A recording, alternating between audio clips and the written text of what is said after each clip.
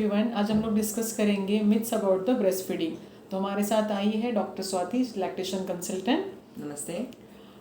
सबके मन में सवाल होते हैं कि ब्रेस्ट फीडिंग तो बहुत ही नेचुरल है, उसमें तो कोई परेशानी आनी नहीं चाहिए। उसके बारे में आपकी क्या राय है? Breast feeding is a natural process, so actually इसमें कुछ परेशानी नहीं होती। हाँ, इनिशियल फेज में थोड़ा सा आपको स्ट्रगल होता है, बट एज एक वीक में generally most of the mother settle हो जाते हैं। So it's a good thing to be continue for the next 2 years। Okay.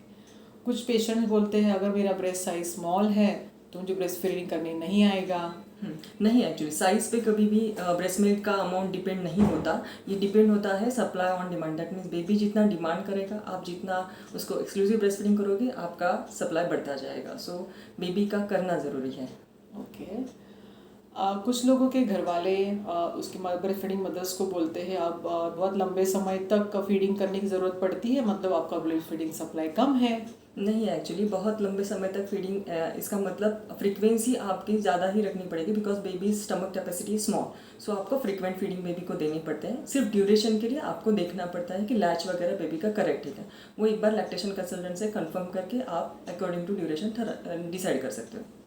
कुछ लोग पूछते हैं कि madam, formula feeding is as good as breast milk? No, formula feeding is not as good as breast milk, because आपके breast milk में comparison formula feeding live cells होते हैं, that is antibody immunoglobins, जो baby को आपकी immunity develop करने के लिए हेल्प करते हैं। So which is very important. So breast milk कभी भी आप फार्मूला फीड से कंपेयर नहीं कर सकते। Okay, thank you. सबको ऐसा डाउट्स होता है कि अगर मैं ब्रेस्ट फीड करूँगी तो मेरे ब्रेस्ट सैगिंग हो जाएंगे, इसलिए करूँ या ना करूँ, उसके बारे में आपकी क्या राय है? ब्रेस्ट फीडिंग करने से सैगिंग नहीं होता। सैगिंग डिपेंड होता है कि आपका जेनेटिक एजिंग कितना है, अकॉर्डिंगली सैगिंग का डिपेंड होता है। ब्रेस्ट फीडिंग पे नहीं डिपेंड होता। ओके।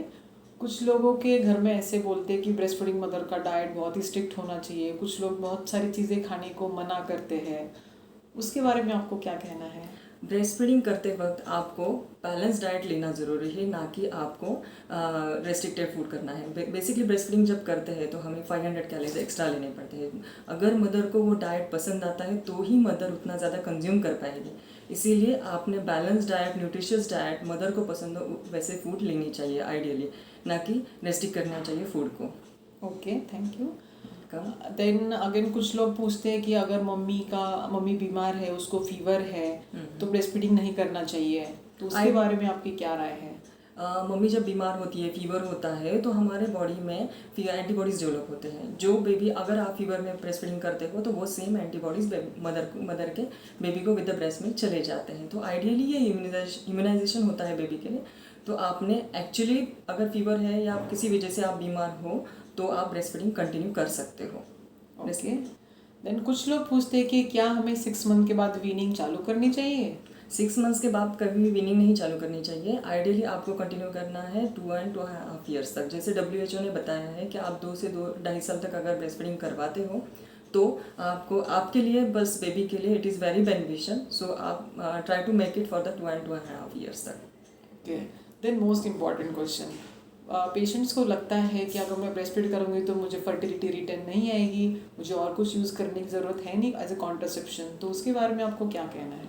आप अगर एक्सक्लूसिव ब्रेस्ट फीडिंग कर रहे हो तो एज ए कॉन्ट्रासेप्शन आप यही यूज़ कर सकते हो, लेकिन इसके लिए आपका ब्रेस्ट फीडिंग, ये जो क्राइटेरिया है, ये थोड़ा सा इसमें रहता है कि आपका फीडिंग फ्रिक्वेंसी शुड बी एकदम कंटिन्यूसली 2.5 hours के बाद। That mean frequent feeding should be there and should be exclusive breast feeding, तभी ये क्राइटेरिया एप्लीकेबल होता है। अदरवाइज ये क्राइटेरिया एप्लीकेबल नहीं हो पाता। That means percentage wise you can get pregnancy, ये थोड़ा सा कम हो जाता है। सो आपका ये कॉन्ट्रासेप्शन के लिए आपको थोड़ा सा इसमें यह है कि exclusive breast feeding should be there and should be frequency should be better. So इससे ये क्राइटेरिया एप्लीकेबल रहेगा तभी, otherwise it should not be applicable. Okay.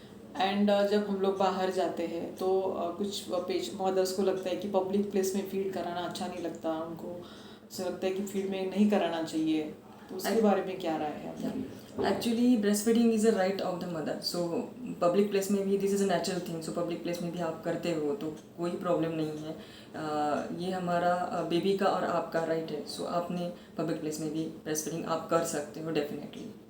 Thank you, Dr. Swati. So, to summarize, breastfeeding is a natural, but it is challenging in some of the earlier days, but it is easy and natural for all the mothers. अगर आपकी breast size small है तो इसका मतलब ये नहीं कि आप ब्रेस्ट फीड ना करो, आपको वीनिंग 6 मंथ के बाद ही चालू करना चाहिए। You can breast feed till 2.5 years as per the WHO criterias.